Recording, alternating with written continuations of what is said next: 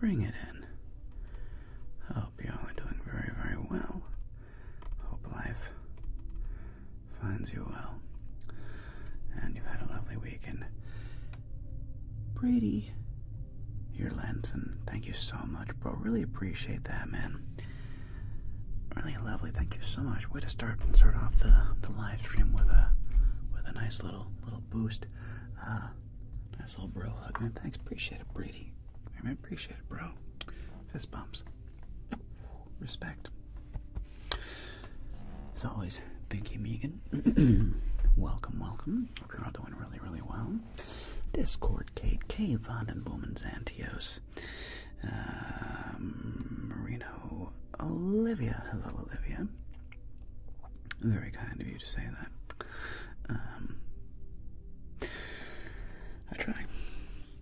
I try to do my best to do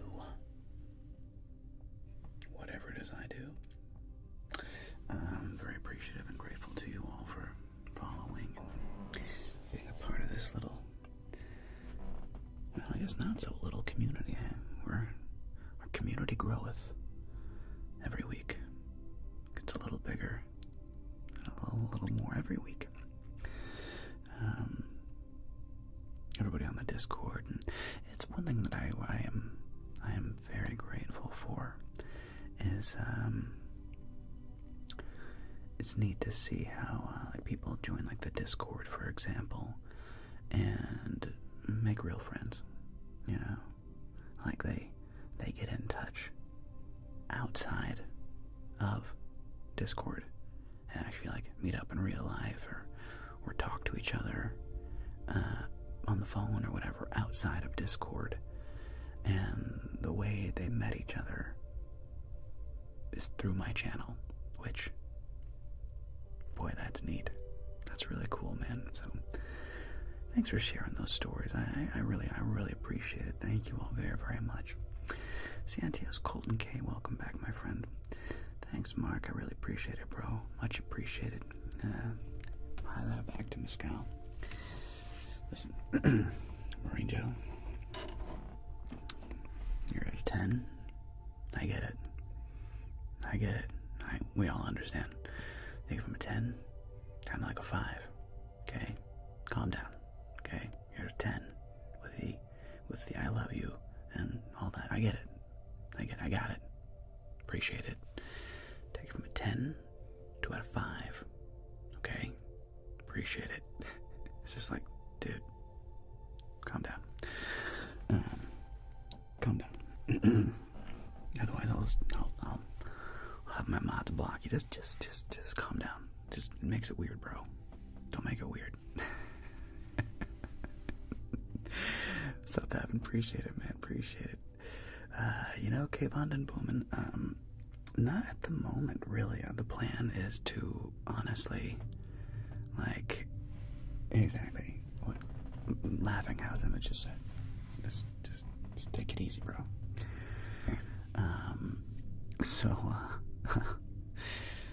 The plan right now is to kind of relax. I just feel like the last few months, 6 weeks, have been a lot. It's been a lot the last 6 weeks.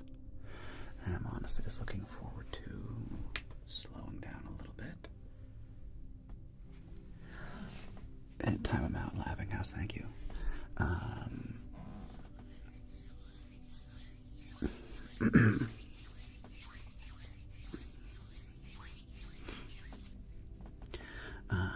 Yeah, don't mess with my mods, man. Just don't mess with my mods.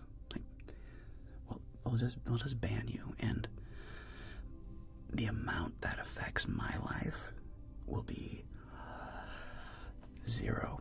I'll have no impact on my life. So if you act a fool in the chat, they'll just ban you, and I will not care.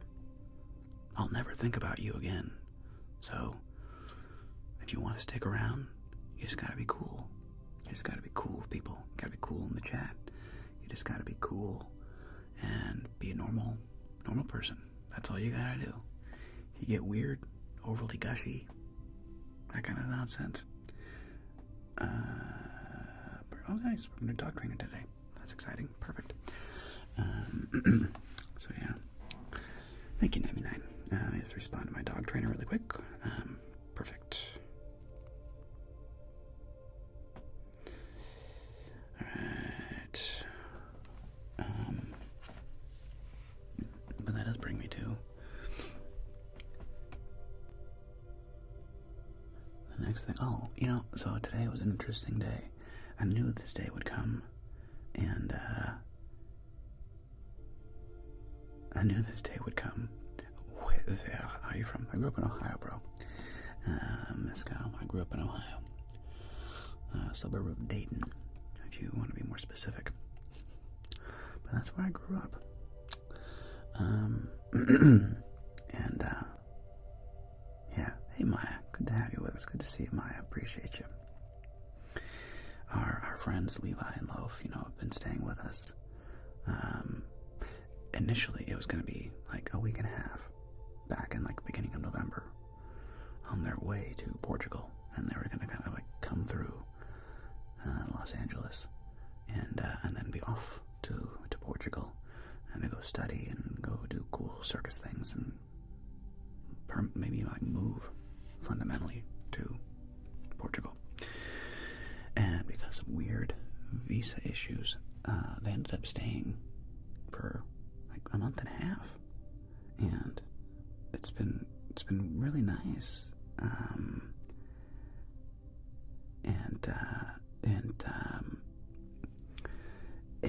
It's okay.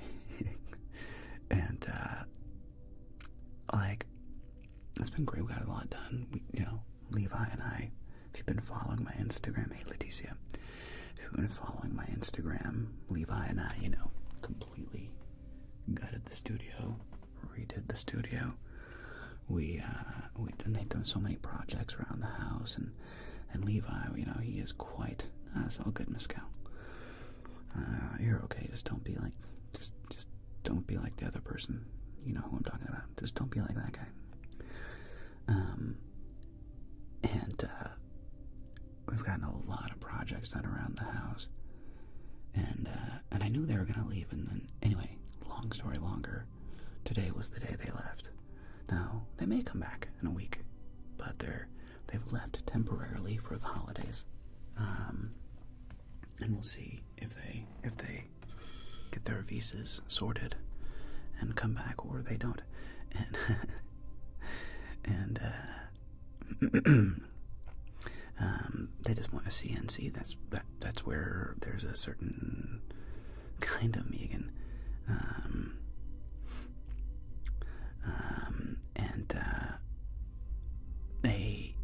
there's a circus school that Loaf got into, and they were excited about that, and they'd lived there before.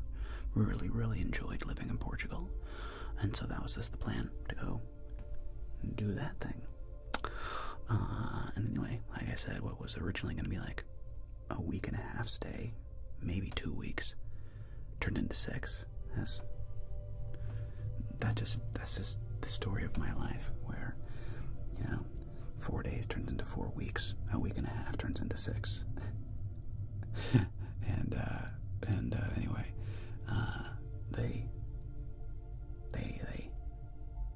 they left today, so it's interesting. Yeah, it's kind of like an empty nest feeling. It's kind of nice, It's nice to have our space back for us. It's nice, and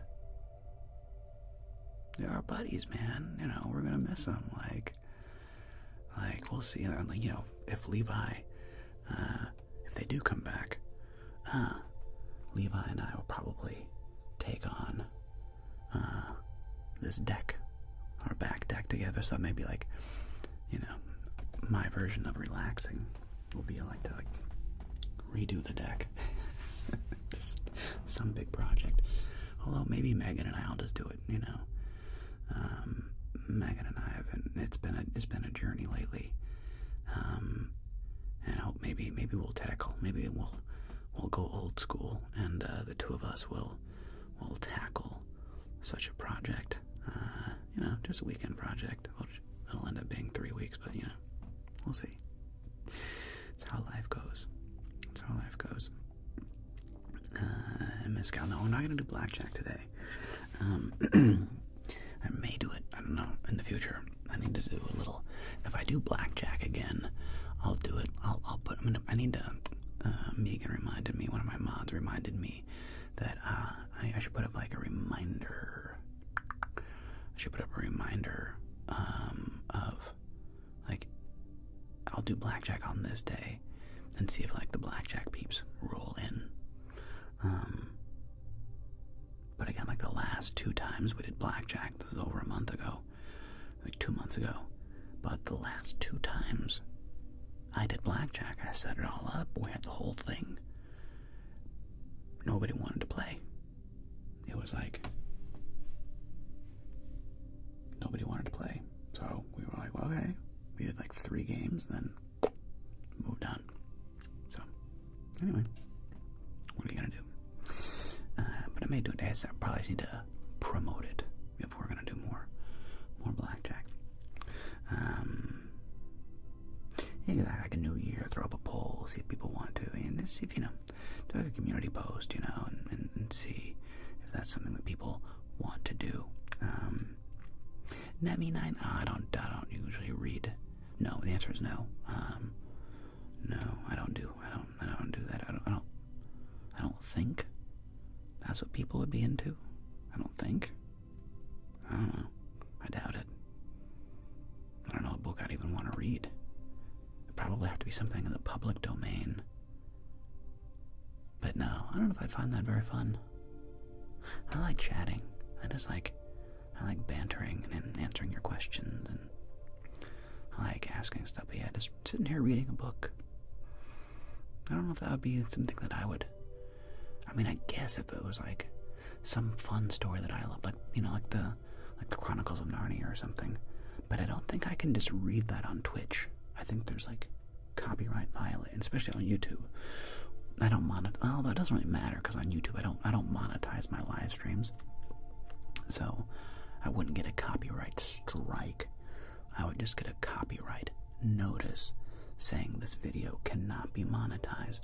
But like I said, I don't actually bother monetizing my YouTube streams anyway. I guess I could, but those you have like commercials in them and stuff, and I feel like commercials would be very disruptive during a live stream for ASMR. Yeah. I've done like the poem thing because those are shorter. I haven't done that in a long time though. And CN10, much appreciated, man. CNC10, yeah. An IPA suggestion for a beginner. Voodoo Ranger, like Zeus said. Voodoo Ranger's great. One of my favorites. Big fan of Lagunitas. I like West Coast IPAs, so Lagunitas, Voodoo Ranger, Firestone. Ooh, Firestone's probably my favorite. Of just like one brewery and their IPAs. If I had to pick one, probably Firestone. The regular Firestone's amazing. Union Jack is amazing. Their Elysian is amazing. Yeah, Firestone is, I would say Firestone. If you want to get into like West Coast IPAs, Firestone.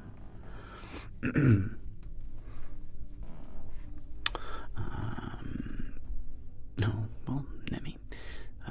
Although it's funny, I could say you can listen to me read audiobooks, but it doesn't sound like this at all.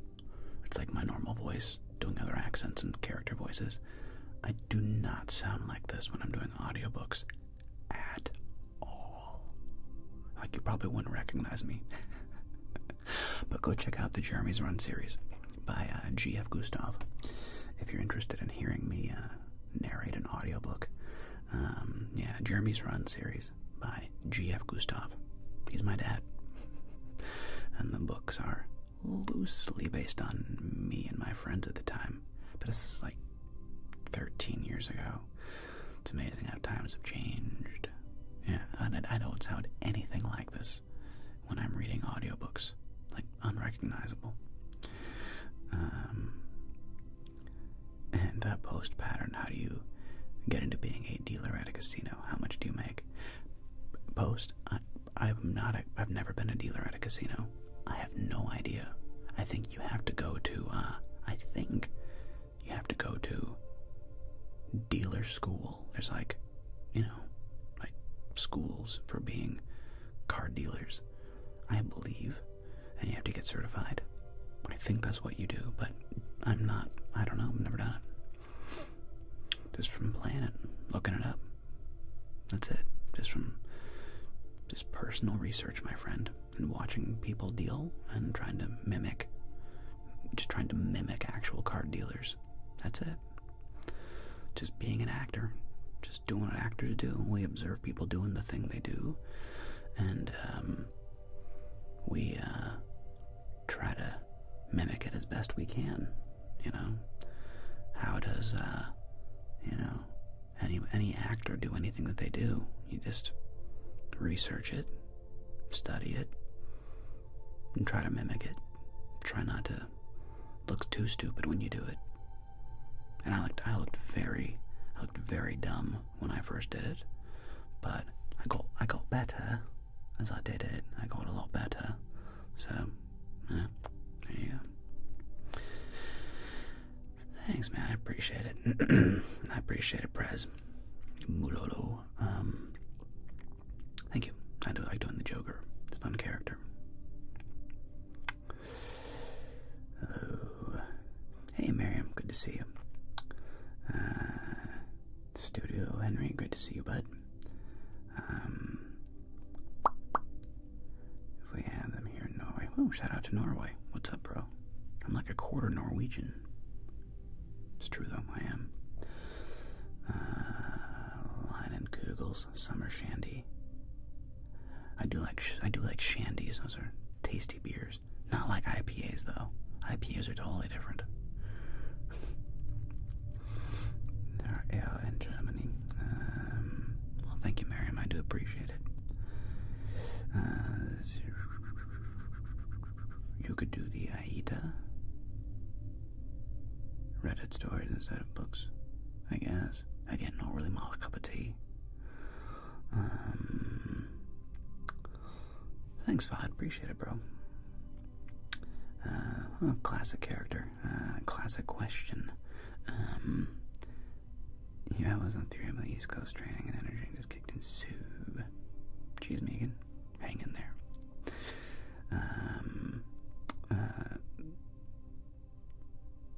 Braidley or Landonson asks, what got me into ASMR? And the answer is my wife's business partner. And he suggested I do ASMR 5 years ago. Coming on 6. This February will be 6 years. Holy crap.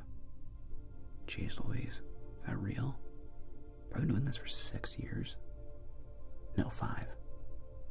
Because it was February of 2020. Oh my god, no, it is 6 years. Oh. Wow. How'd that happen? That's crazy. Anyway, he suggested I do. Lucy says hi. He suggested I do ASMR. Somebody at my front door. Go away. What do you want? It's probably Amazon. Oh no, it's a garbage truck. But Lucy's like, you go away, garbage truck. You get out of here. Garbage truck. Get out of here. And that was the rest is history. Post pattern, you could have fooled me. Nope, purely just self-taught, dingalingus. Goose is always gonna do her goose things. Any plans for Christmas or New Year's? Not really. Oh, a second shout out from Norway. Got 2 Norwegians spending a little bit of time with us this afternoon. It's late in the evening in Norway. It's 11 p.m. at night. So for those watching from Norway, it's very dark and cold outside. For me, it is sunny outside right now and about 73 degrees.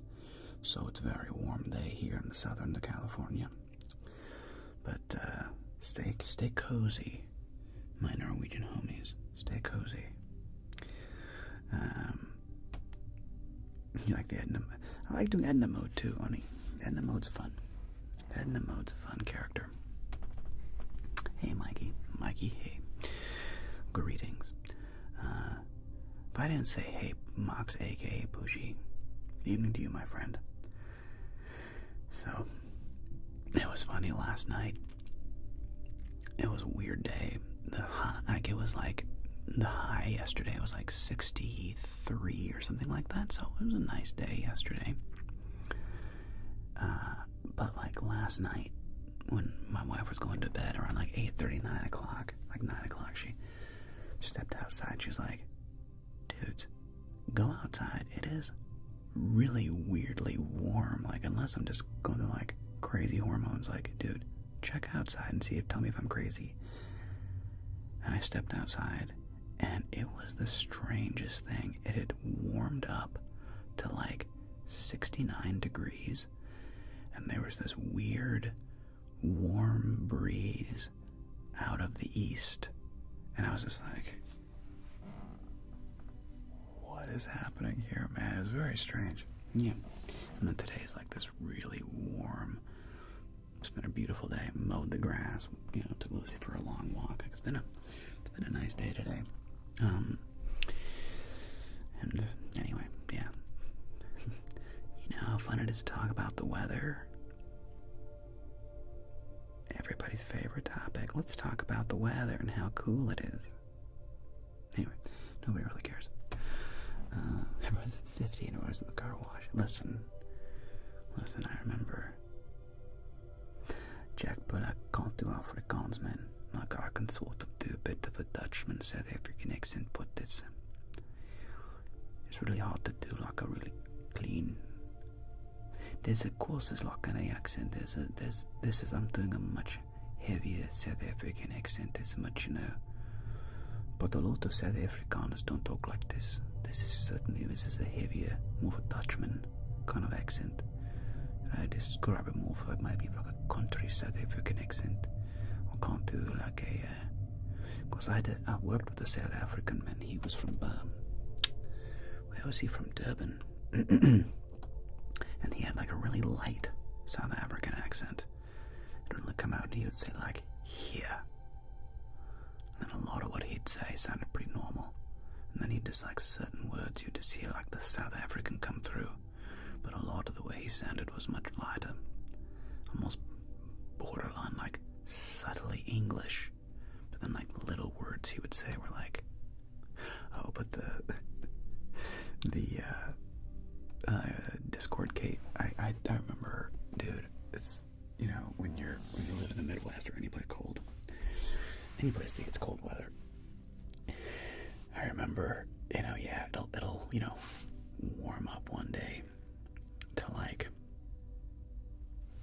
70 degrees or 50 degrees, not even 70 would be crazy, but like it'll warm up to like 50 degrees, and like you're saying, everybody's like, go to the car wash, man, like, dude, put on your shorts, it's in the 50s today, go outside, get some sun. I remember those days. Exactly, I remember those days. And now I'm a very, very spoiled Southern Cali boy. Very spoiled Southern Cali boy. Now I'm like 50. Brr. Oh my gosh, 50 is freezing. I need like a puffy and like all the things. Brady, dude, bro, 18 degrees and snowing in Minnesota right now. Also, what's up with an extra $5? Much appreciated, dude. Fist bump. One more fist bump. Appreciate the double fives. Bro hug. Bro hug. Thanks, Brady. Appreciate it, bro. 18 degrees is too cold. Unless I'm skiing, then it's okay. Otherwise, 18 degrees is too cold. A good of snow. Well, the nice thing about that is, like, snow is kind of magical, though.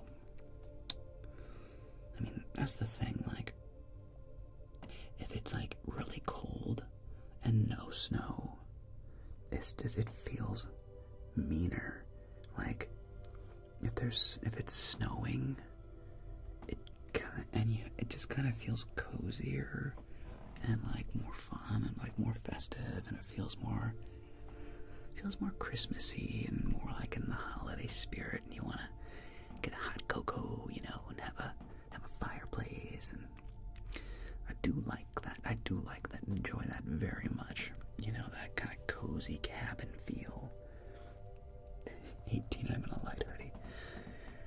Dude, bro, I mean, when I was a kid, I was a hockey player, and I remember clearly being outside and playing pond hockey with my friends, and it being like 15, 20 degrees outside, and when you're out there playing hockey, being in a t-shirt, literally wearing a t-shirt, hockey gloves, jeans, skates, and a t-shirt, and being out there playing hockey, you know, it's weird how you get used to it. You just get used to it.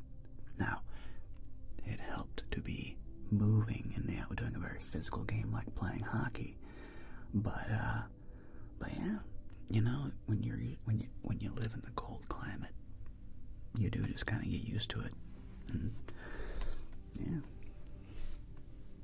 you know.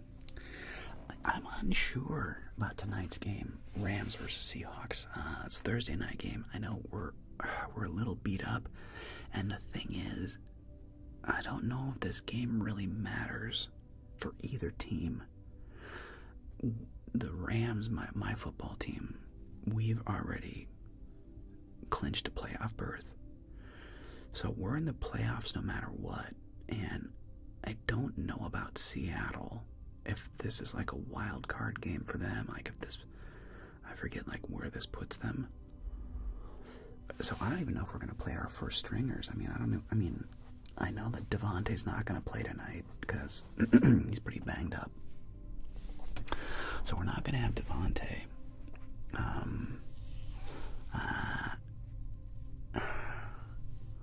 Maybe you play everybody else, but you got to be careful about injury. I don't know. Maybe this game matters.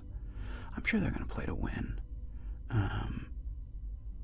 The Seahawks are my old team, and it's weird to like see Cooper Kupp wearing a Seahawks jersey.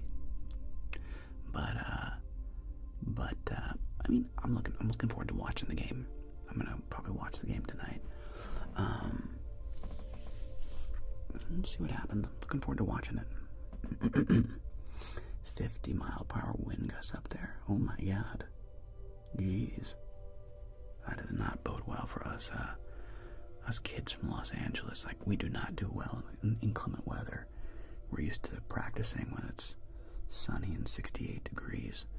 So our boys do not do great when we go to Seattle or any place where there's like snow and rain. Our guys do not do well because they're spoiled and they're used to the warmth. It's funny because it's true. Zai Davis, thanks so much, man. I appreciate it. To Brady, bro, thanks for the 5 more, man. You're being way too generous today, dude. Much appreciated, Brady. Thanks, man. So much generosity today, bro. Too kind, man. You're too kind, bro. Thank you so much. Very, very, very generous of you. Thanks, man. He went to work in a t-shirt and left in a light hoodie. Listen, there was a time in my life when I could relate. Now, I literally get cold when it's 60 degrees out. I'm like, it's 60 degrees. This is cold. Brr. I'm just saying.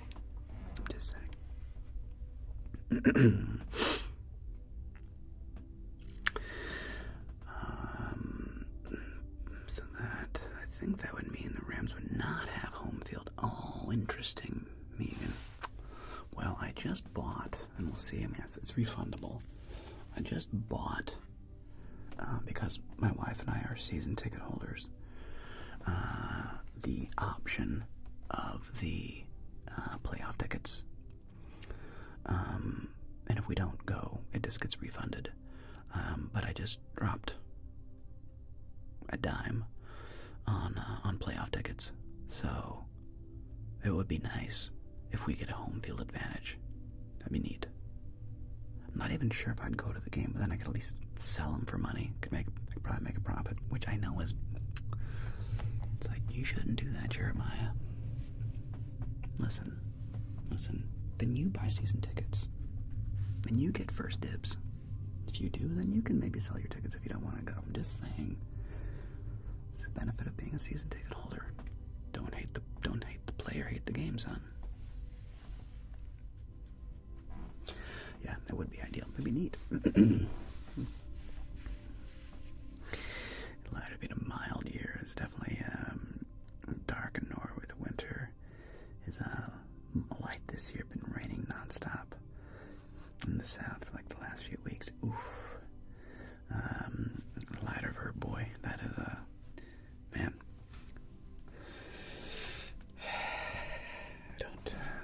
I don't envy you, my friend.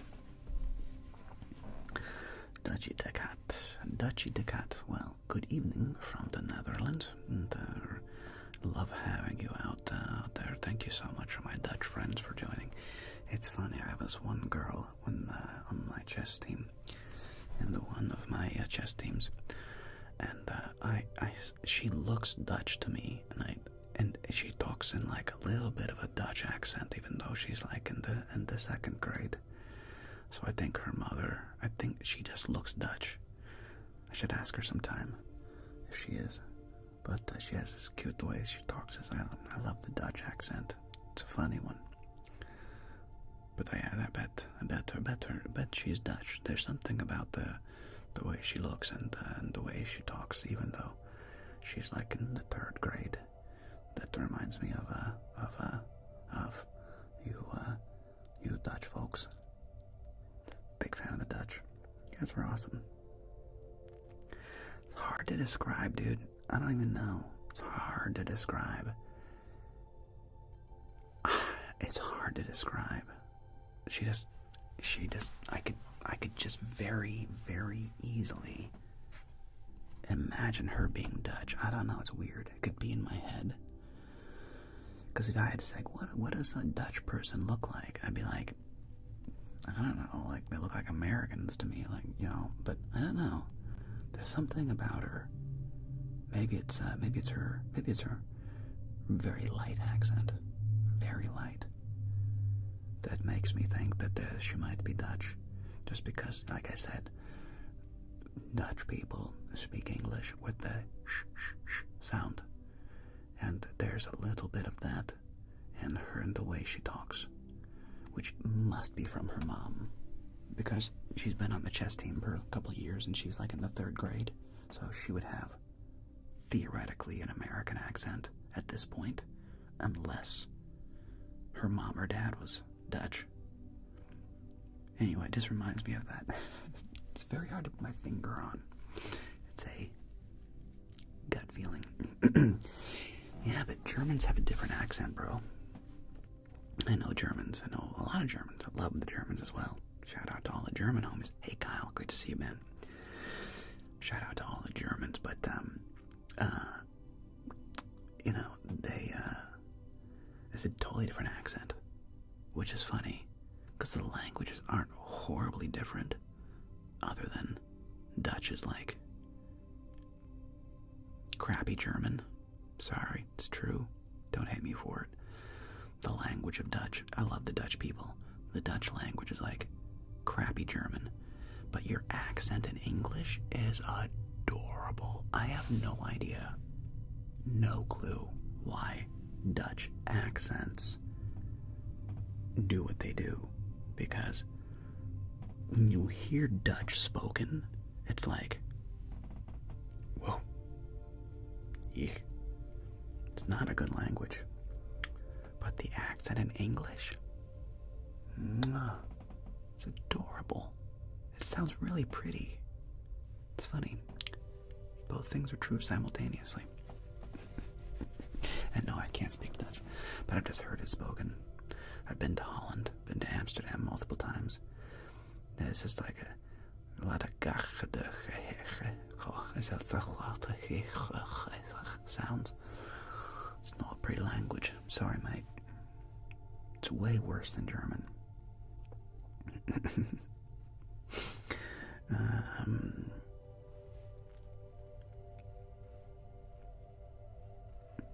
Brady, you might be right, man.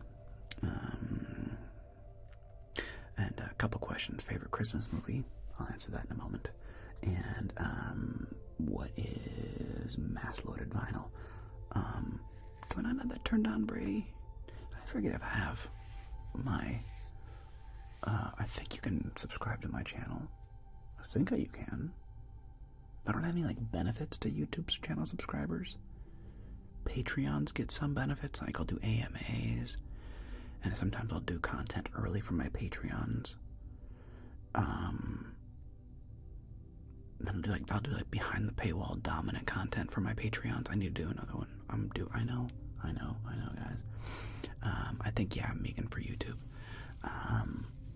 I know I'm due another dominant video for you guys. I know. But yeah, anyway. But yeah, Patreon's probably easier. If you don't want, if you just want to support me generally, it's probably the easiest. Is Patreon.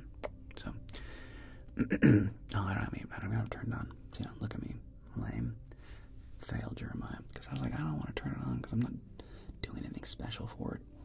But I should still turn it on, just so that people can support. I'll turn that on. Could you remind me, Megan? Thank you. I know you will. Appreciate you.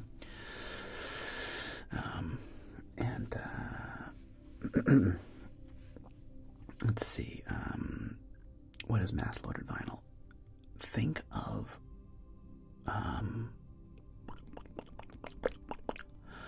a sheet of thin rubber is the best way I can describe mass-loaded vinyl. It's vinyl, which is like fake rubber, right? And it comes in these 100-pound rolls, and it's like quarter-inch thick or whatever. There's this big black roll, and it's like 100 frickin' pounds, and it's like that's right, Binky. We kind of debated that, and we're like, I don't really do anything for it, so I was like, I don't want to just do something that I don't do anything for. And it's like, just be a Patreon if you want to help me out. Just support me on Patreon, or don't, like, do you? But like that. Yeah, I think we talked. Yeah, Binky and I talked about it, and I was like, do I want to turn that on? But I'm not like doing anything specifically for YouTube. Maybe I should just have it on though, because some people just want to throw me $1 a month, which is amazing. I don't know. Maybe I should just turn it on, even though I don't have any specific. Anyway, but yeah, that's what mass-loaded vinyl is. It's just this really heavy. It feels like rubber, like rubber paper. I mean, basically, Megan, just turn it on and see what happens. It's like rubber paper, and it's heavy, and you put it on your wall, because again, it's mass that stops sound from coming through. So, that's what it is. And Ajax56 asks, favorite Christmas movie? Die Hard. Die Hard, followed by Lethal Weapon, followed by Trading Places, followed by I'm Sappy. I like Love Actually. My wife does not. She thinks it's a stupid movie. It is kind of stupid. And I like it. It's kind of cheesy, but I like Love Actually. It's a sweet movie.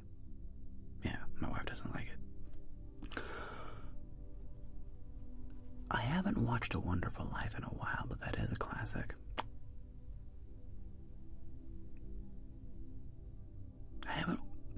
I wish I could say like, Griswold's Christmas.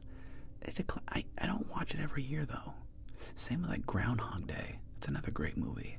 But I don't watch it every year. Maybe I'll put that on my list. But my top 3 favorite Christmas movies are Die Hard, Lethal Weapon, and Trading Places. Those are my favorite. Oh, thanks, Brady. I appreciate it, bro. You're too kind, man. Let's see. Yomagui, Dutch, German, English are much closer to each other than people would think. Sort of. I mean, they're sort of, they're close. English. Dutch people often speak better English than Germans, for example, because there's no dubbing for films. Oh, that's funny, Mark. That's funny. Miguel, crack dealer ASMR? I don't even know what that would look like. It's a funny suggestion. Eternal Laser Studio updates. Nothing really new. It's basically done-ish. More or less. Done. Planes, Trains, and Automobiles. That's another great one. Hey, Mark Rooney. Maybe I should add that one to the list. I haven't seen that movie in a long time. But classic Steve Martin, John Candy. Great movie. Planes, Trains, and Automobiles. Maybe I'll have to watch that one this Christmas, this holiday season. Add that to the list. And yeah, we've already done our yearly Die Hard watch. I love Die Hard. And once a year, you gotta watch Die Hard. Elf is also funny. Elf's a good one. There's a lot of good Christmas movies. There's a bunch of them.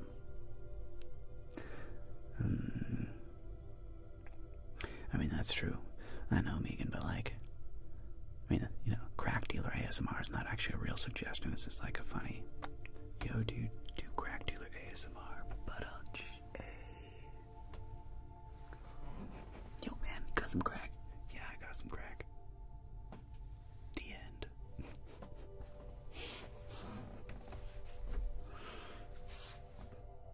That would be hilarious. Like, 1 minute of ASMR. Yo, man, you got any crack? Yeah, I got some crack. The end. Like, what? Because that's how it actually works. I'm just saying. Not that I ever bought crack. This is. I don't think drug deals are that exciting. It's usually just somebody handing somebody money and somebody handing somebody else drugs. It's not that exciting. It's like, that's it. Like, that's the whole transaction. Here's money. Here's the thing. Bye. It's not rocket science. I also I do find it amusing that none of the movies that are my favorite Christmas movies have anything to do with Christmas, other than like some of the soundtrack in Die Hard and Lethal Weapon is Christmassy, and it's set in December. The same with Trading Places. It's very, very, very un-Christmas themey, sort of. It's just like set in December. And, you know, we do. Oh yeah, Megan, we do have a whole channel for TV and movie recommendations. It got crazy there for a little bit because it was like everything recommendations. So it was like books and TV shows and movies and yeah, it was just like recommendations for like all entertainment. And so it became like, it was just too much. It was just like, there's too many recommendations, too many suggestions. Got a little cuckoo crazy is all I'm saying. Should probably break it up, like each one a channel, like movie recommendations, TV recommendations, book recommendations. Let's separate them all out. I forget Discord, Kate. I remember where did I get the breaking into your house idea? I forget. I don't know where I I get my ideas from. I don't even know what tomorrow's video is going to be. I'm just drawing a blank. Although, I didn't meditate on it. That's probably my mistake. I didn't just go outside and quiet my mind and meditate on it. Maybe it was an Angela idea. But yeah, I don't know what I'm going to do for tomorrow. We have dog training after this live stream at 4 o'clock-ish. 4:15, 4:30. With Lucy. And then after that, like, I made his film tomorrow after my run. But I don't know what I want to film. Dude, I love the controversy that my new archaeological discoveries did. Like, I've had people write these long comments, which I love. And I've responded to most of them. People being like, everything you said is like fringe and blah blah blah and blah blah blah. And it's like, listen, I didn't say that the things that every theory that I proposed is fact. But as I've responded to many people who have written me these like long and doing dominant replying for a friend.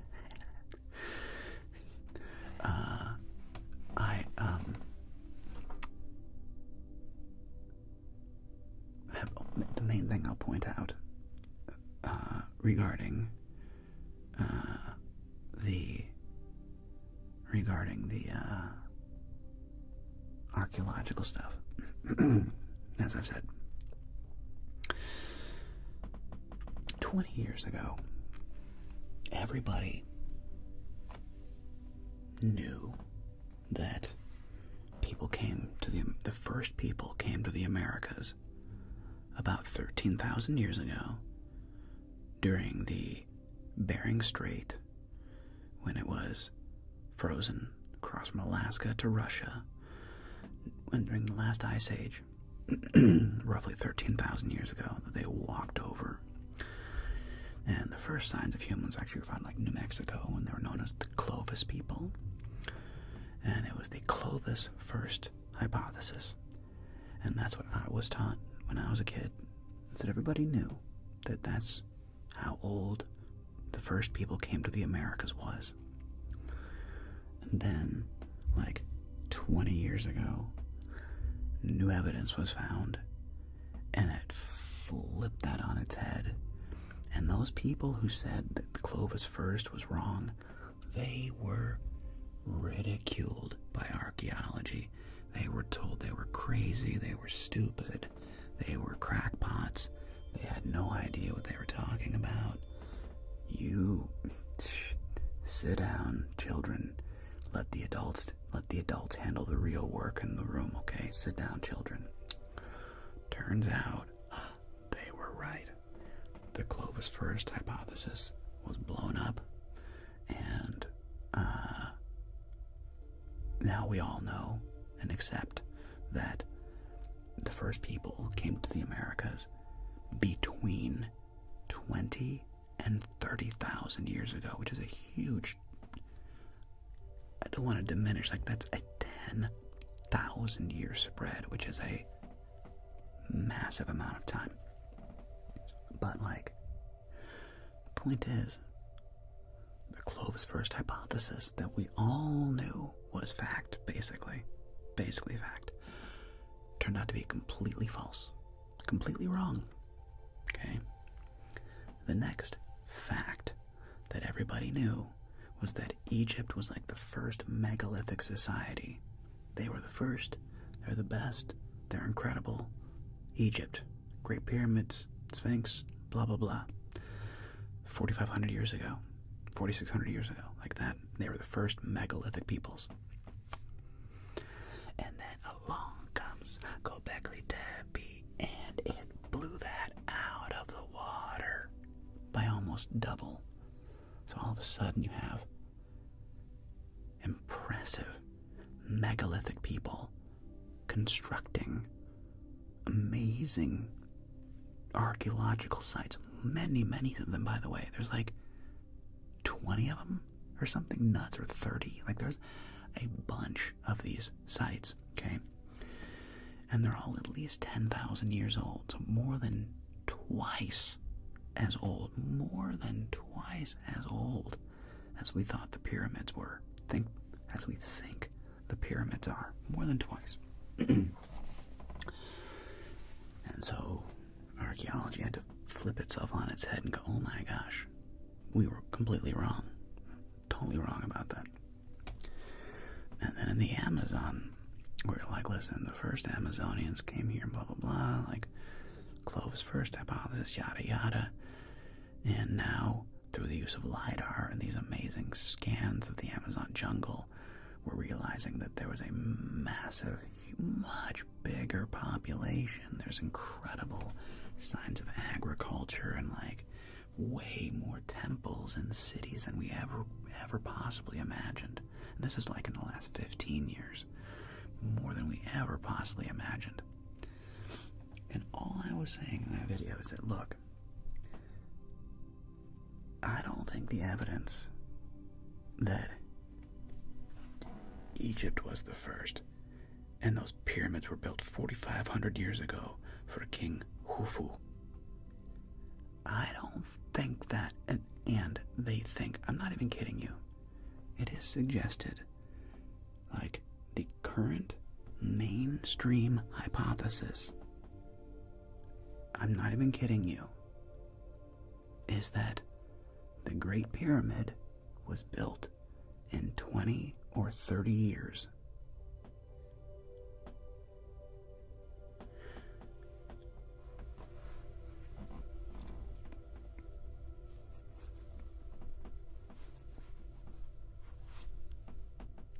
No. No. No. No. No. No. There's just... You want me to believe? You want me to believe that they moved 2.3 million stones, weighing on average 2.5 tons, which, for those that don't know, is roughly more than 5,000 pounds. So the average weight was like a very large car, like a huge car, okay? Like a big truck, like a big Cadillac Escalade, okay? That was like the average, right? And they did 2.3 million of these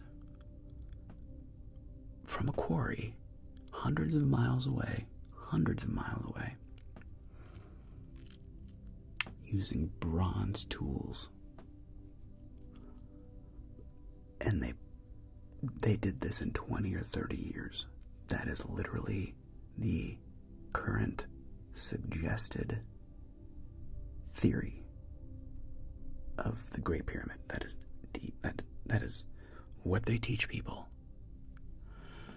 And I look at that and I go,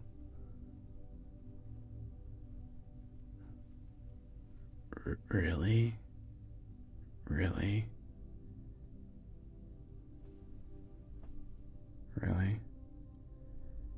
That doesn't seem possible. That seems, I'm just gonna say it, that seems dumb.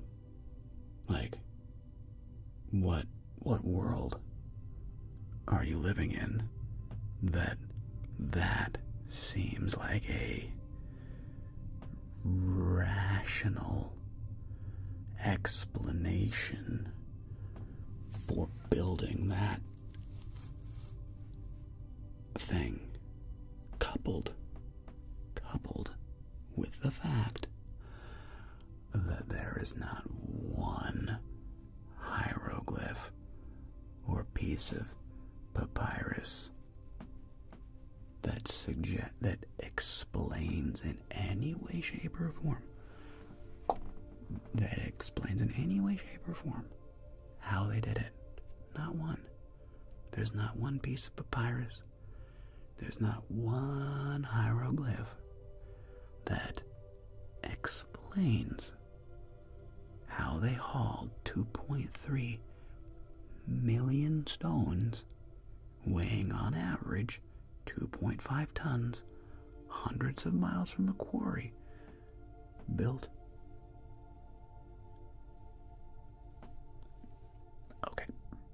Okay. Built for King Khufu, which also on the inside of the pyramid, the Great Pyramid, there is no hieroglyphs.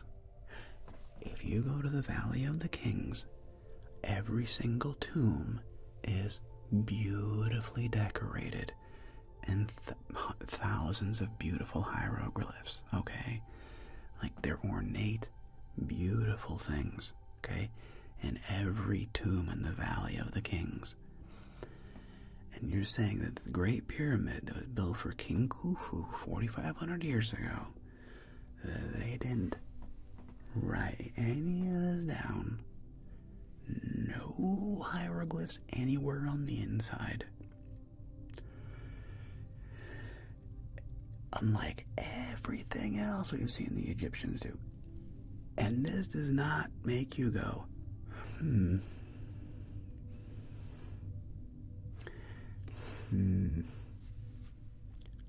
If that doesn't make you scratch your head and go, methinks your evidence is not as solid as you proclaim it to be. That's all I'm saying. And look, maybe I'm wrong. Maybe we'll find out that yes, it turned out, in fact, and we figured out how they did it. Yes, the Egyptians did this for King Khufu, for his tomb. Maybe we'll find out that he did this for his tomb, and they did it, as Zahi Hawass said, it was a national project. The whole country did it as a national project, and when you have that many people of the national project, the Egyptians were able to create this incredible pyramid for King Khufu in 20 or 30 years.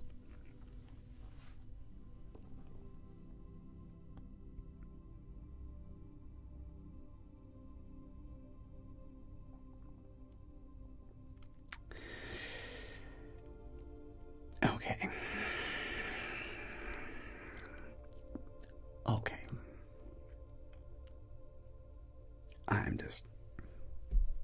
I ain't sold, people. I'm not sold. Maybe. And I just love the people that are like commenting, like, what you're saying is like super fringe and there's like no evidence of it and there's no proof. And I'm just like, there's no proof for what you are selling, bro. What evidence do you have, literally, other than a piece of graffiti they found inside the pyramid? And I wish I was joking. They literally based the entire theory that King Khufu did this in 20 or 30 years based on some graffiti they found. Not a hieroglyph, not a petroglyph, whatever the Egyptians wrote in hieroglyphics. No, a literal piece of like graffiti based on that, and no other real rock solid evidence. You want me to believe this whole fabrication of yours? Okay. Sure.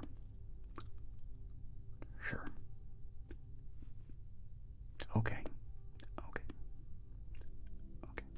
And I'm not saying that I have a mountain of evidence to suggest that it was built by an ancient civilization. I'm not saying there is a mountain of evidence to suggest that. I'm suggesting there is not a ton of evidence that suggests that the Egyptians built it either. That's what I'm saying. And some people are like, oh, well, there's some geologists who say that the Sphinx's erosion could be completely explained by the wind and sand. Maybe. And other geologists are like, no, dude, that's insane. So, look, I'm not a geologist, but I love the expression, does a theory pass the sniff test? I love this expression. Calm down, Lucy. I love this expression. Does it pass the sniff test? And I'm not saying that there are definitely circumstances, 100%. There are definitely circumstances where it does seem insane. And it's like, that actually happened? It actually did happen, and it was like, it's crazy. Like the fact that we exist, that humans exist, takes a whole lot of insane things to be lined up. Like, a whole lot of things have to line up for you and I to be here today. Okay? A lot of weird things. Okay? Number one, we need to have a gigantic moon that is obnoxiously big compared to the size of the Earth, locked in geosynchronous orbit. And without that, you and I probably never come to pass. Okay? That's weird. Another weird coincidence. Super strange. Turns out that the moon is exactly the right distance to create an eclipse. That when you are in the right place at the right time on the right time of the year, the moon will perfectly, to within a just hair, perfectly block out the sun. That's freaky and that's weird. Strange. Another thing you need to have a giant planet, which we call Jupiter. You need to have this giant, this gas giant out there orbiting around us, sucking up meteorites in the Oort cloud. And if you don't have that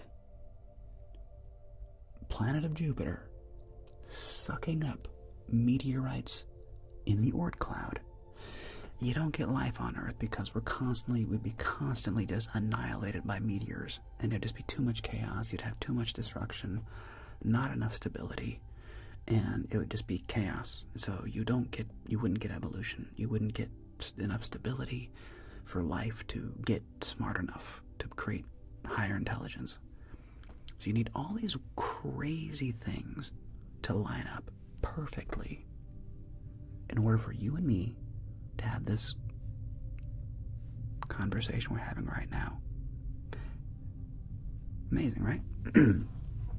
I would, Brady. I love this stuff. So, thanks again for the $2, man. Respect. Fist bump. Respect. Thank you, man. Appreciate it.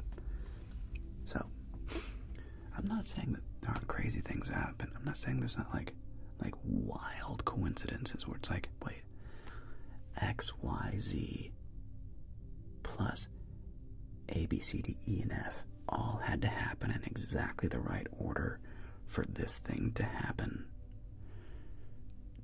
Yes, they did. And they did. So what happens? So I'm not going to say definitively that there is no way, there's no world in which the Egyptians built the pyramids in 20 or 30 years, like Zahi Hawass and others suggest. I'm not saying that there is no world where that exists. I'm saying, boy, that is a big leap. That is a big, big leap to get from A to Z. Okay? That's a big leap. And I love Rolsian, Rolshawn, I don't know, whatever your name is.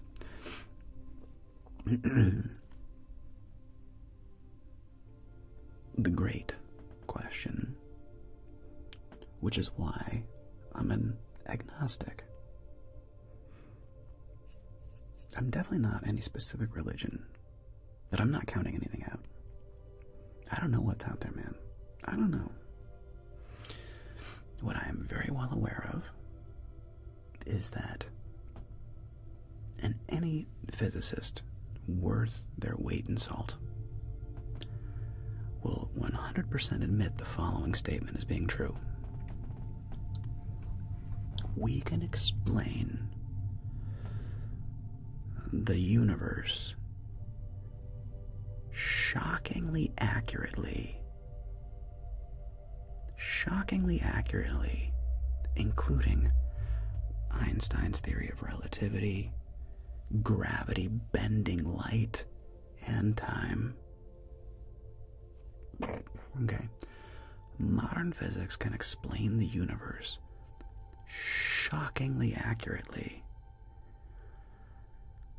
all the way to the first few moments at which they just said, well, and it was actually a bit of a joke. Somebody says, well, what happened?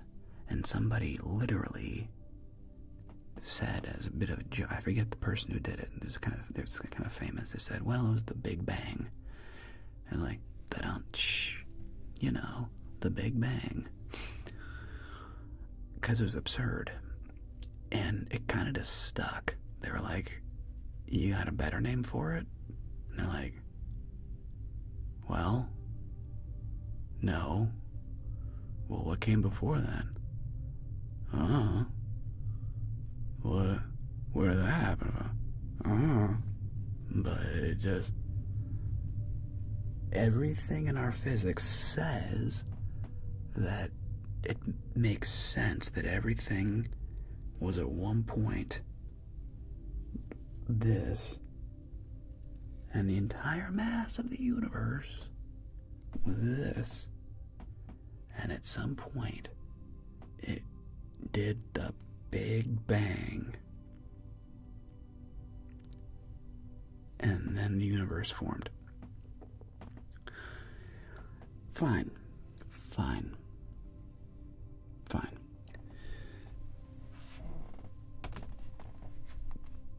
What was before that?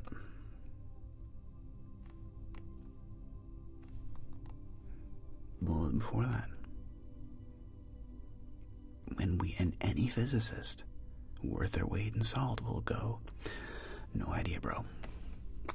We have no clue. We don't really.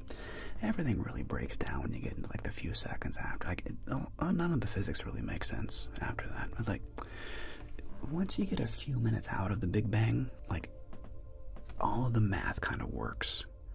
And everything kind of works after that. After like the first few minutes, all of the physics like makes sense, and you can kind of like extrapolate universe expanding, dark matter, you know, gravity, black holes, fusion, fission, stars, creating elements. Like, everything else makes sense. Like, other than the moment of, and like the few seconds of the Big Bang. And nobody knows. And what's funny is not everybody, many people can't stand not knowing. They're like, I need an answer. Hush, dog. I need an answer. Shh.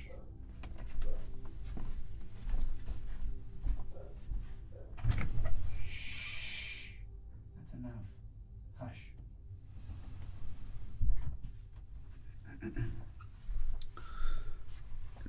Many people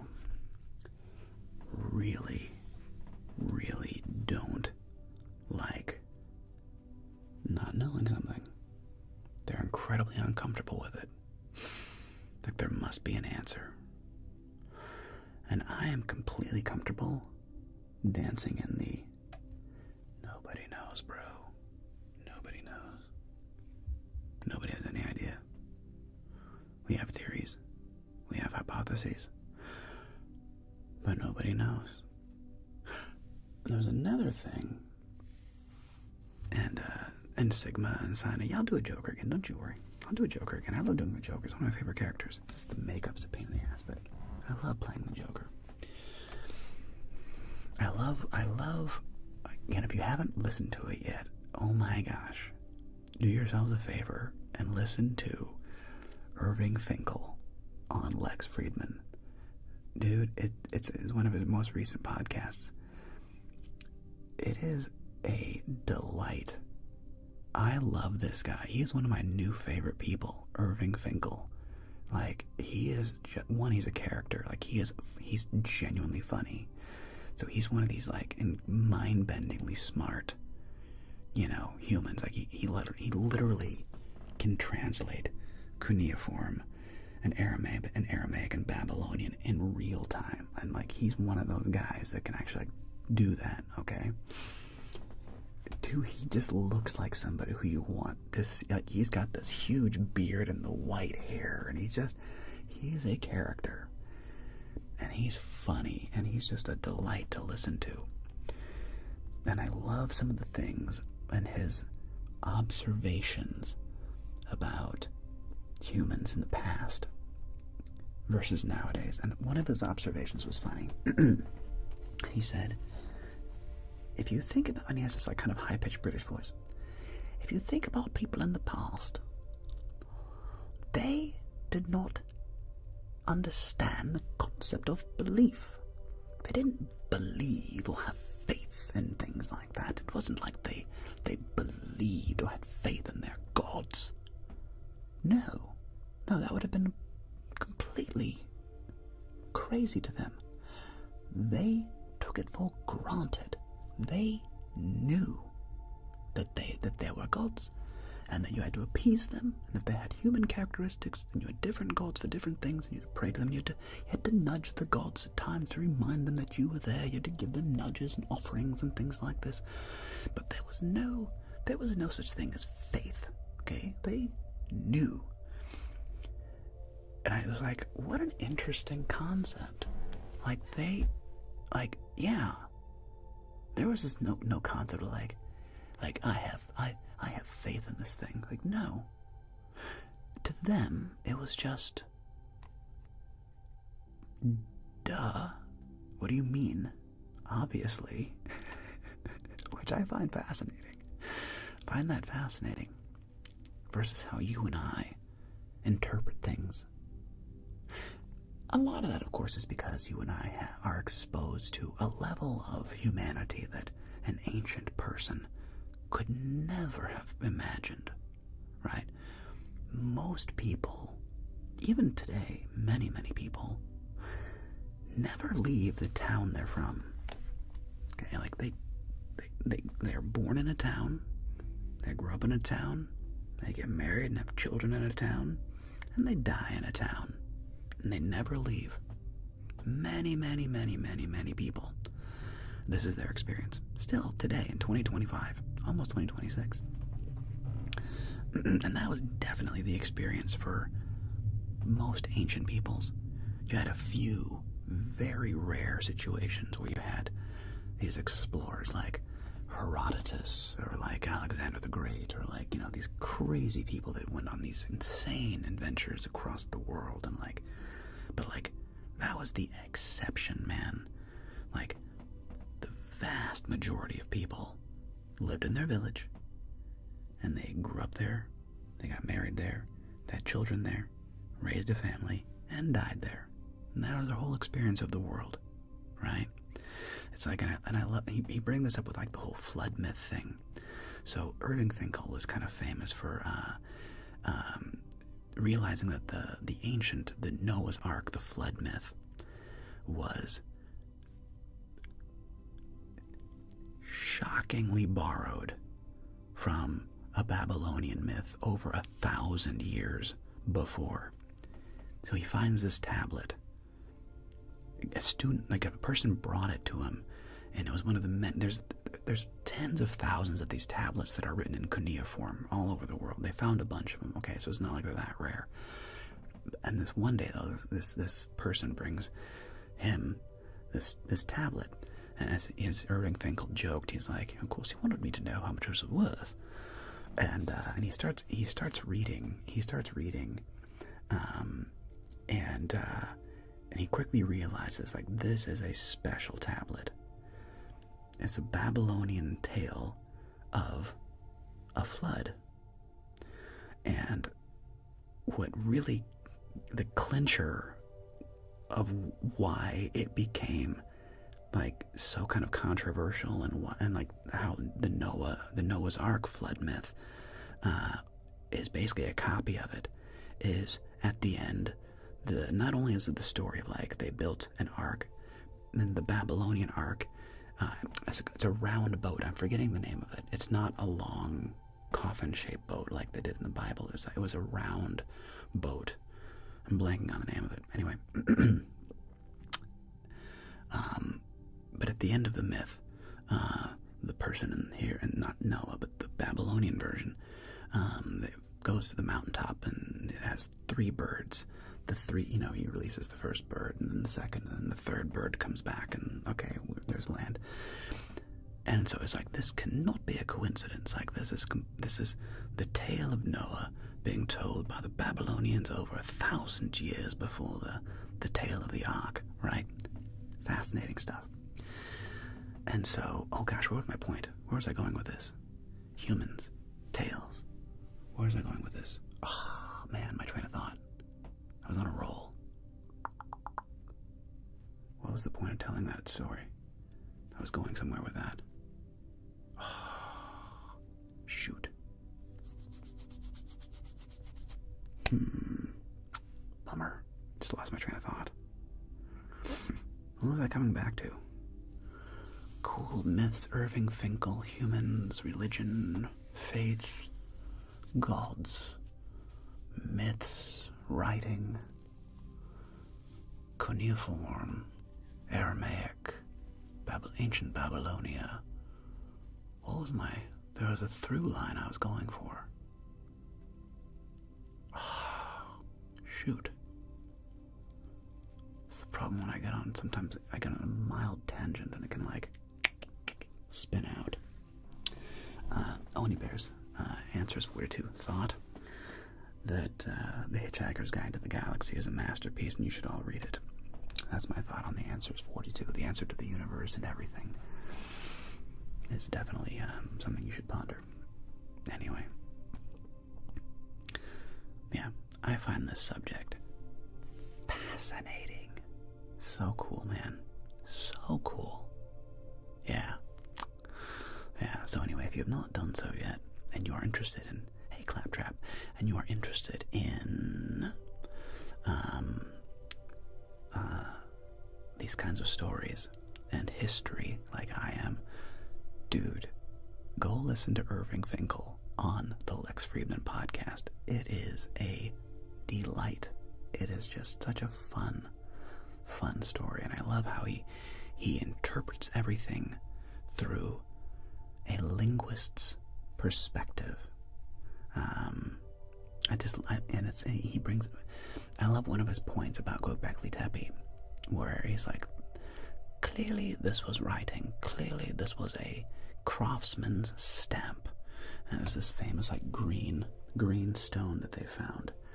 And he's like, this was writing, this was their mark, this was their stamp of like, I am the craftsman, and they said it probably just meant I am the son of so-and-so. But this was clearly their mark on this green stone that was left. And it's like, and the thing is, it's like, you don't just one day carve things into stone, okay? That's not how humans work. There's hundreds of years, maybe more, of experimenting writing things on palm leaves, animal skins, whatever, okay? You don't just one day start chiseling thing into stone beautifully and and on this day writing was born. It's like, that's ludicrous. There's no way. So we have no idea the time it took before that to get to the point where somebody felt confident enough to chisel it in stone. And as soon as he said it, I was like, duh. Of course you wouldn't do that. Of course you wouldn't. It's too permanent. You have to get good at the damn thing first. And he talks about the same thing with the amazing cave paintings from France from 35,000 years ago. And he's like, look, just like in today, we have modern artists like a Rembrandt who comes along, or Michelangelo. You and me are not Rembrandt. You and me are not Michelangelo. When you look at those cave paintings from France, there's no erasing. There's no whoever did that was a genius of their time, and a true, who knows, but this was not the work of somebody casually, oh, I think I'll make a cave painting and it'll be very accurate and will depict the horses and the antelope perfectly mid-run, in stride.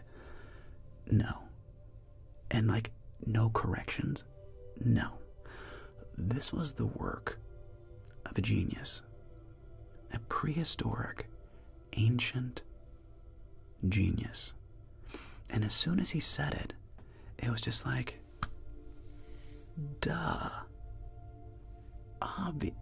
It's funny how when some things are pointed out like that, as soon as you're told it, you're like, why did nobody else think of this?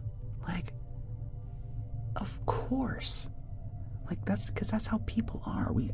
I couldn't draw a beautiful cave painting. I mean, it would be, I'd start drawing a horse and it'd be like, ugh, that leg is way too long, or that's too short. That doesn't look, that's not how an antelope looks.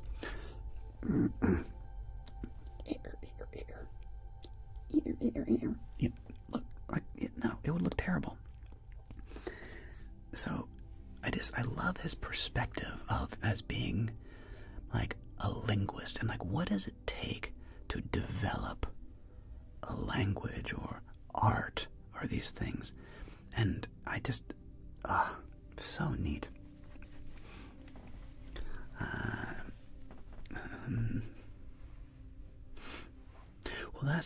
Exactly. I'm not sure who Marion Wolf is, but a similar concept, I guess, right?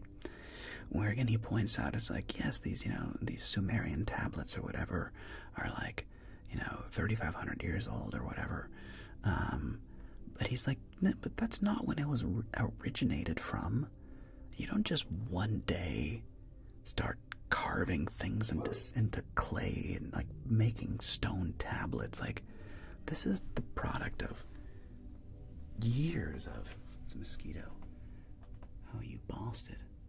Years, generations of trial and error and getting to that phase.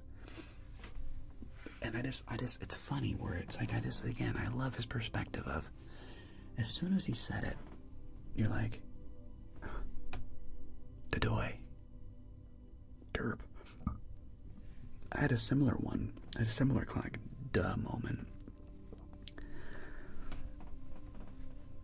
I guess, Megan, but I remember somebody, saying well, if Egypt was so smart and blah blah blah, how come they were how come nobody else in the world was doing big stuff like Egypt was, and how and how come nobody else blah blah blah.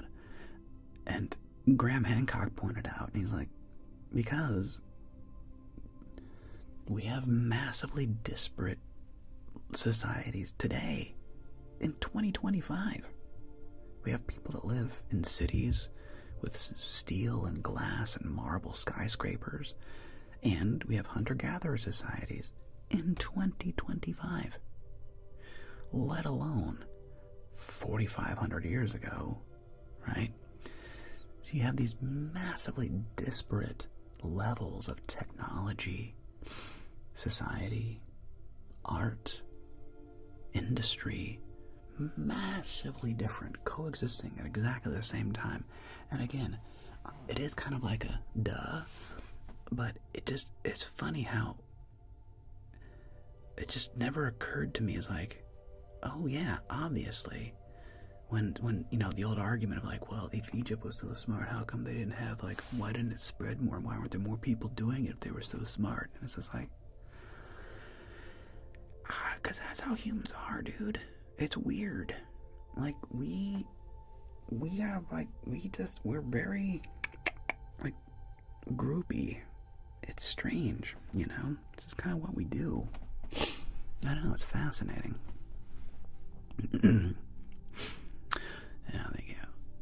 Yeah, and how did they create the meaning behind the symbols? And it's like, well, that's a great question. Nobody really knows, An alphabet, like apparently in cuneiform, they didn't have an alphabet per se. They wrote in syllables with like a vowel and a consonant, like ba, be.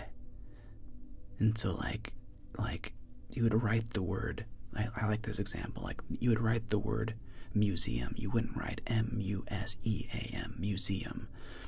You would write the symbol for mu, z, and and you would put those three together, and this is how cuneiform is, and that's how you spell the word museum.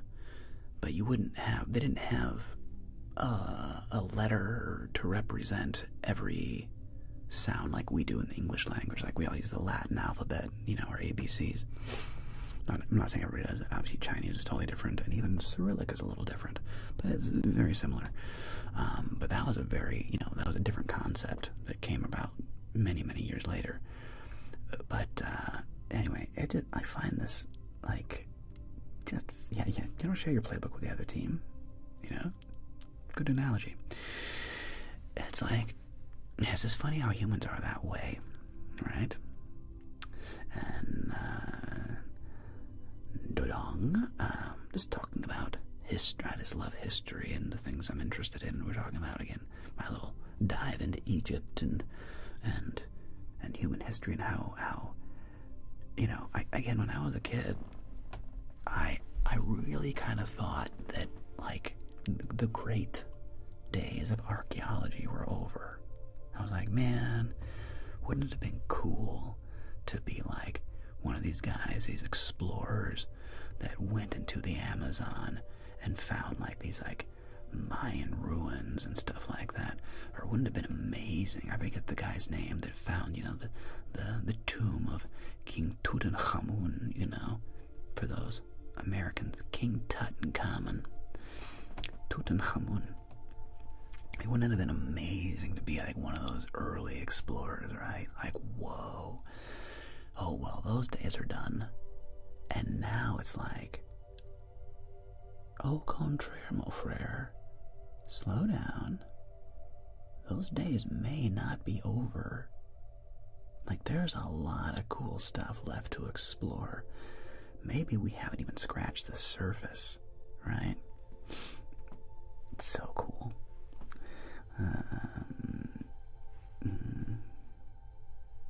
Yeah, and me again, I'm not sure who this Marianne Wolf is.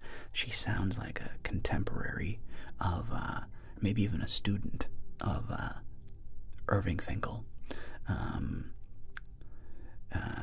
I don't know, how old is she? Irving's an old guy. Like, he looks like he's in his, like, 70s, 80s.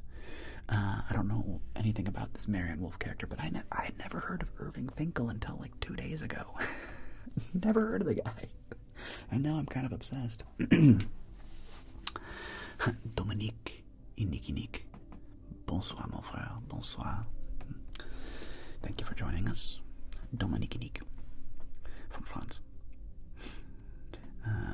Oh, thanks, Shane again. I really appreciate that, bro. So glad those could help.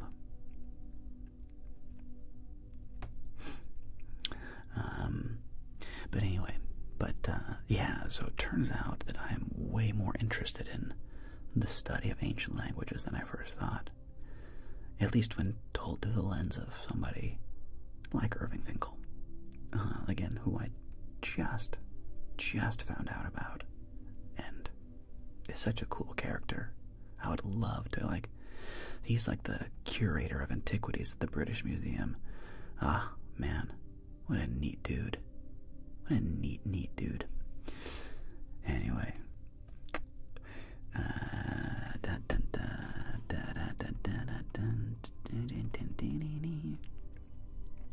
Oh, I like the question from Santiago Romero. Do you believe in God? Yes and no is the answer to that question. Part of me, 100%. But you gotta define what that is. So, let's just say I am a hardcore agnostic. Hardcore. I'm a militant agnostic. Let's just put it that way. I have no idea. Yeah, I don't know, man. All I know is that the history of human beings is fascinating, and the more we learn, the more interesting it seems to get. The older it seems to get, you know, that's just amazing to me. And then there's this recent discovery where they found pyrite in an ancient hearth, and apparently this ancient hearth dates back to 400,000 years ago. And so it's strong evidence that humans were taming fire and cooking 400,000 years ago, which is way older than we previously had thought. And we just discovered this a few months ago. Something weird, you know? And there's and again, the whole thing that blew away the Clovis first hypothesis about the first people in the Americas being 13,000 years ago were some footprints that they found or something. It was something weird like that. They're like, wait a minute. These footprints here in this rock are impossible unless humans were here 25,000 years ago. And it's just dude, that is so cool. That is so fascinating to think about. That the more we find, the more we look, the older and older and older we get. And as people pointed out in my whole Egyptian thing, and someone said, well, the Japanese study of the ground, the things they found beneath the pyramid is not corroborated. Fine, maybe there's nothing underneath the pyramids. Maybe there are no columns of spiral staircases with what appear to be chambers. Maybe not. Maybe not.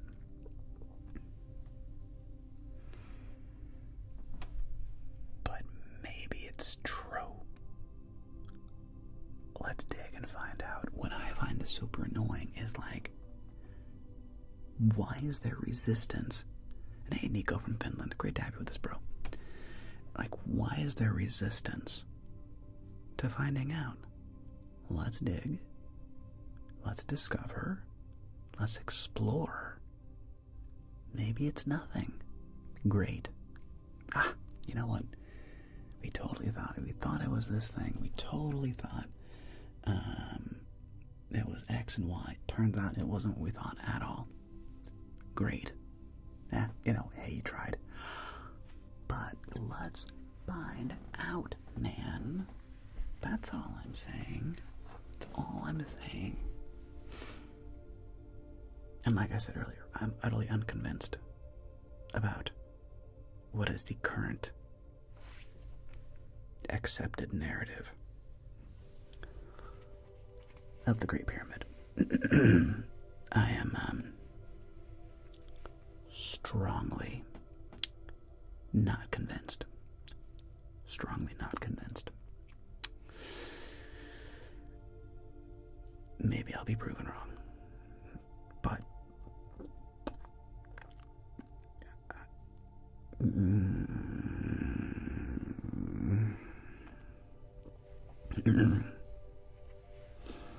well, it's not a contest, Ajax. That's the beauty of it. You know, the Greeks and the Egyptians were contemporaries. You know, it's not like, you know, well, the Greeks like to be like they're the best, you know, of course. Greeks are hilarious. I love the Greeks. The Greeks, though, they are funny people. They're like, we invented everything. Everything comes from Greece. We came up with everything. It's just like, slow down. The Greeks are hilarious. And look, it's not that they didn't do some amazing stuff. I love the Greeks. Dude, I was obsessed. Not obsessed. I was fascinated with, like, I just loved antiquity, man. I loved Egypt. I loved Greek mythology.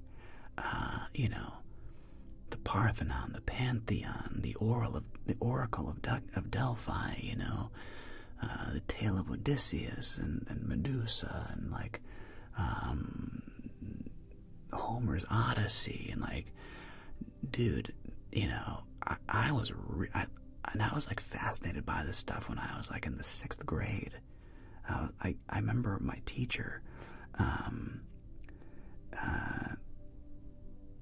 dude, the Sumerians are wild. That's what I've been talking about, man. That's some wild stuff, the Sumerians. Austria, nice, Klustisch. And Yorkshire tea, it's not that they were the same per se. I mean, they were just contemporaries doing amazing stuff at relatively the same, sort of the same period of time. Sort of. Semi-contemporaries. But again, that's the one problem, and this is a problem that humans, we're all incredibly guilty of this, which is we don't, when numbers start to get bigger, our brains smush things together when we get larger and larger and larger. For example, okay, you're out, oh, dude, that'd be amazing. This has been a dream of mine, Megan, to go to Egypt and just like geek out. But humans are terrible at like smushing things in. For example, buying a home. You look at a house and, you know, let's say you're looking at a house and it's $400,000. Okay, it's just $400,000. And then you'd think, well, if you can afford a house that's $400,000, you probably can't afford a house that's $700,000, right? It's almost twice as much, right? You're like, oh my God, yeah, I want to buy a $400,000 house, but a $700,000 house is like, that's way out of my budget. That's not even close. Like, that's almost twice what my actual budget is, right? But then you go, well, this one house over here is it's 2.2 million, and this one's 2.6 million. It's the same thing. 2.2, 2.6. It's the same thing. No, it's $400,000 different. Okay. And so we just get, and we do this, you know, and the bigger the number gets, the more we do this weird mental compression thing where it's like 10, 20,000, like in time scales, right? You're like, okay, well, we thought that people had been here for 13,000 years in the Americas. And then now they're saying like, well, at least 20,000 and maybe 30,000. So that's a 10,000 year difference. That is a massive amount of time for humans, not geologically, but for humans. That is a huge span of time, 20 to 30,000 years. But we talk about it very flippantly. It's like, it was like 20, 25, maybe 30,000 years ago, and it's like, those are massively different things, hugely different things, right? And so you go like, Egypt, can you go ahead and block that person? Thank you. And it's like, you go like Egypt, like 4,500 years ago, 3,500 years ago, it's all kind of the same thing, right? It's like, no, that is a 1,000-year difference. That is literally, wow, can we just please hurry up and, thank you. Good God. What a horrible human. Thank you. Just ban that human. Never be seen from again. What a twat. Like, humans compress things in these weird ways, right? I don't know, man. People are crazy. And like it's so strange how we just do that. And so when we're talking about ancient history, right, it's very easy to just be like, oh, blah, blah, blah. Oh, Binky, ban him too. Yeah, get rid of him. I just say I hate people like that. They're just annoying. Thank you. Appreciate it. Appreciate you, Binky. And make sure they ban him on YouTube as well. Just want to make sure they're... Let me see what's slapped over here. Yeah, thank you. Thank you, Megan, for taking care of that over on YouTube. Appreciate you. Beautiful.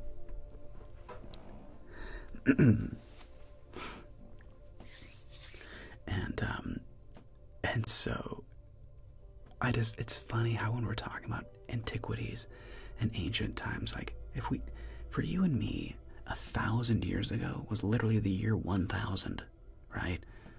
We're talking like Vikings, Normans versus like the Anglos and the Saxons, right? Like between now and 1,000 years ago is a monstrous amount of time. America is like 250 freaking years old. Like, blip. We're like Europe, as dope as Europe is. I mean, you guys go back to like, 1200s, 1100s, the first castles in Europe were being built in like, around like 1000, somewhere in that neighborhood, something like that. And they're amazing, right? But you think about like those first castles that are ruins now,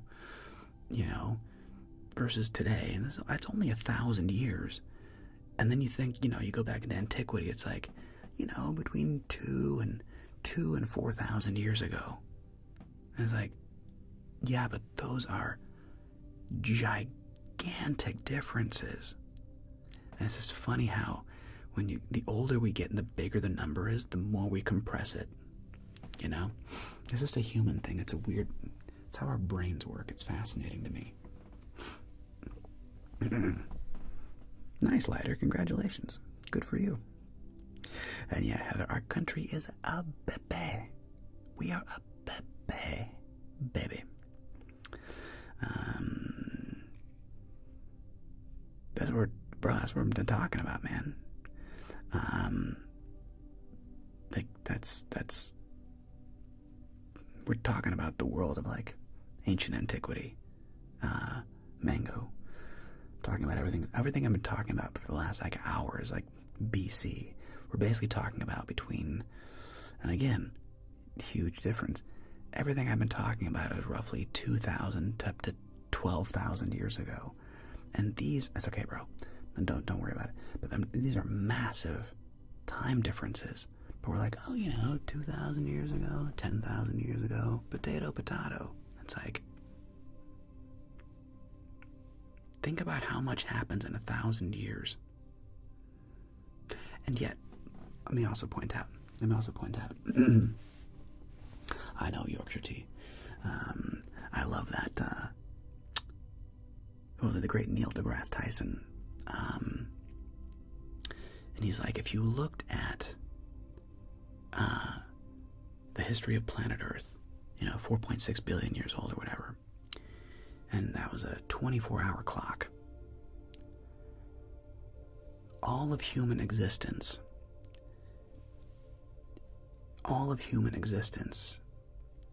if you put the history of planet Earth, is the last second of the hour, 23 hours, 59 minutes, and 59 seconds. All of known human history is that last second of time, which is nuts, because that's like, well, when he said that, we thought humans were like a couple 100,000 years old. Now we think we may be like 400,000 years old, so that just got flipped back, like. And think about what I just said. We just went from humans being like 100, 200,000 years old to maybe 400,000 years old.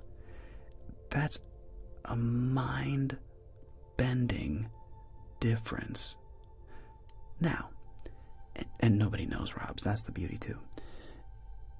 Yeah, that's the beauty. Nobody knows. Like, nobody knows. Like, well, that's what I was going to say. For the most part, massive amounts of time goes by, and honestly, not much happens.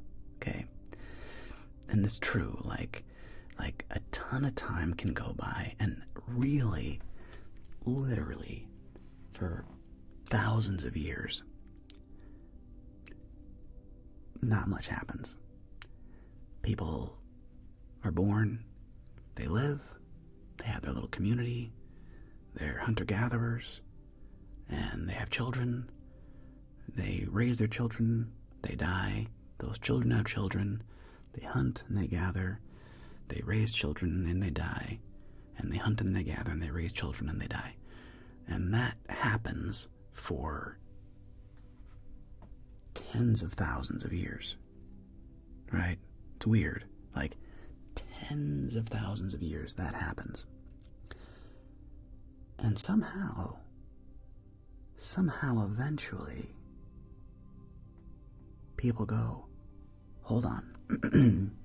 What if, hear me out, let me finish. What if we start doing things a little more permanently? Let me finish. What if, guys, hear me out. Grok, you too. Grok, hey, Malak, clean it up, knock it off. Take it out of your mouth. Malak, stop it. Hey, Groog, knock it off. I'm trying to tell you something. Listen to me. What if, team, we build something a little more permanent? I have ideas, okay? We're gonna build some more permanent shelters, and instead of just this hunter-gatherer thing this whole time, I think we can actually grow stuff. I think if we clean out this earth, clean it up, and make it nice and smooth, till it, we like make it. We're gonna make this thing, and we're gonna call it farming. Okay, bro, let me finish. We're not done yet, okay? Let me finish. So instead of us constantly moving and chasing the antelope and the bison, okay, what if we... Oh, I almost got you, little bastard. Mosquito. It's flying around. I'll get him eventually. What if we actually, like, right? And so at some point in time, who knows how many thousands of years ago, probably, again, Göbekli Tepe, at least 10,000 years ago, at least, maybe more, okay, maybe 12,000 years ago, the first people were going like, hang on, what if we do this differently? And then we start building language, because everything exists in language with humans, so they start like building the language, building their communication, writing things down, coming up with symbols that have meaning, like this symbol means X, Y, and Z, and we all agree that this symbol, and this is a slow, tedious, painful process. Like, it just takes time to do this. But we know that with a place like Göbekli Tepe, minimum 10,000 years ago, people must have been doing that for probably at least 1,000 years, if we're being honest, maybe longer, to get to the point where Göbekli Tepe was possible. Okay, because you don't create, again, as my friend Irving Finkel points out, you don't build Göbekli Tepe with like people grunting going, blah blah, Gronk, you, blah blah, hey, Zog, you, blah blah, ho ho. No. No. Göbekli Tepe was made by people with like advanced masonry, mathematics, astronomy, and you don't have those things without writing. And so you had to have language. How do you these languages? And it's tedious. It's hard to develop language, and it's difficult to develop writing. But we did it. We did it at least 10,000 years ago, which is nuts, right? But we did it in very small places. You know, there's only a few little scattered things, you know? But I just find that eminently fascinating. Eminently fascinating. Yeah. It's so cool to me. And I love how we just keep learning more. We just keep finding more and more discoveries, right? Yeah. The real trailblazers and innovators of our generation, Mango. Well, I was born in 1980, so I'm a millennial. Or Gen X, I forget. I'm millennial or Gen X. So the real innovators of my generation, our generation, who've like really changed the human experience.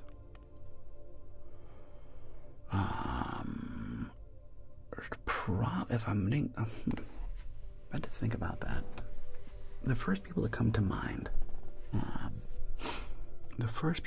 mind, are Elon Musk, Steve Jobs, and Bill Gates of our generation, who've had the largest impact on your and my life.